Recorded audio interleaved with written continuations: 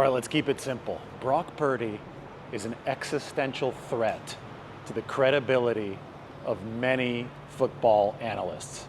Maybe wondering where I'm doing this video. Well, that behind me is a troll. It's the Fremont troll. And the only people still denigrating Brock Purdy are the likes of this guy, the Fremont troll in Seattle. Cool little thing under a bridge, but it's a perfect spot to talk about Brock Purdy, who was sensational again last night in Seattle.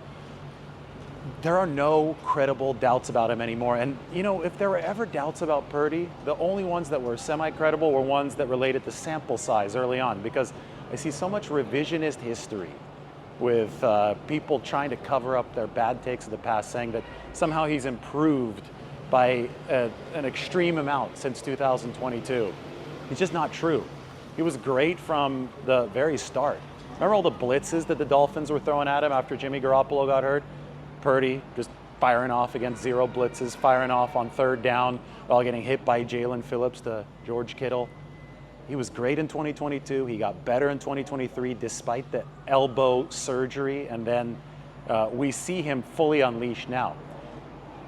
Over the first 3 seasons, Brock Purdy has delivered 12 games with a passer rating of over 120. That is an NFL record. It tied Russell Wilson, and he did it on the field where Russell Wilson once starred yesterday in Seattle.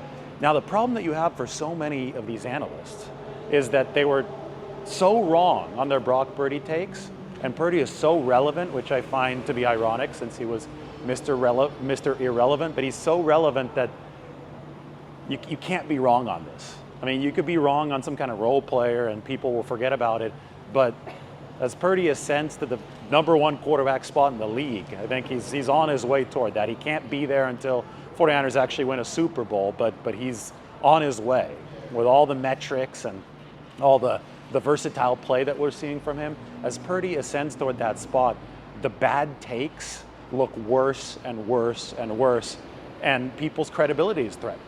Because how could you possibly be so wrong on one of the most relevant players in the NFL, the quarterback of the San Francisco 49ers, who is back in MVP contention? How could you be that wrong and maintain your credibility? That's the issue that we're seeing. That's why we're seeing people backtrack. That's why we're seeing people just give Purdy these backhanded compliments. They're trying to say, well, the throw to Deebo Samuel was a touchdown for the 49ers on the 71-yarder, but it wasn't quite in the right spot. There is no quarterback in the history of the NFL, I would dare say right now, that has received the level of scrutiny that Brock Purdy receives. Yesterday's throw in Seattle, the 71-yarder, it hit a receiver downfield for an explosive touchdown. That is the quarterback's job. We can argue all day. In fact, there's even an argument to be made that Purdy intentionally placed that football in a spot where the safety couldn't get it, so he intentionally underthrew Deebo Samuel. But guess what? Those semantics don't matter. What matters is that Purdy delivered that ball and it turned into a touchdown, and the advanced data shows us that he does that consistently. The most efficient quarterback in the NFL since splashing onto the scene in 2022. So sometimes you just need to go to the truth. Report the simple truth. It's what we've been doing about Brock Purdy this whole time, and you will likely be correct. It shouldn't be that hard of a concept, but I think there's just too much ego investment from too many people in the false reality about Brock Purdy. And who Brock Purdy isn't, for there to be the true, full appreciation of who he is. This is Old Salt Fish and Bagel Company here in the Fremont neighborhood of Seattle, near the Troll. One food that you're going to get up here in the Pacific Northwest that is definitely superior to what you'll find in the Bay Area is salmon. So the Lox bagel sandwich, epically good on the toasted bagel. You know, I will say San Francisco doesn't have the best bagel scene, but Old Salt Fish and Bagel came through in Seattle. If you're up here for a lunch sandwich, Paseo with their Caribbean sandwich, the roasted pork shoulder, this is legendary. This one has actually won some nationwide awards, like Best Sandwich in America.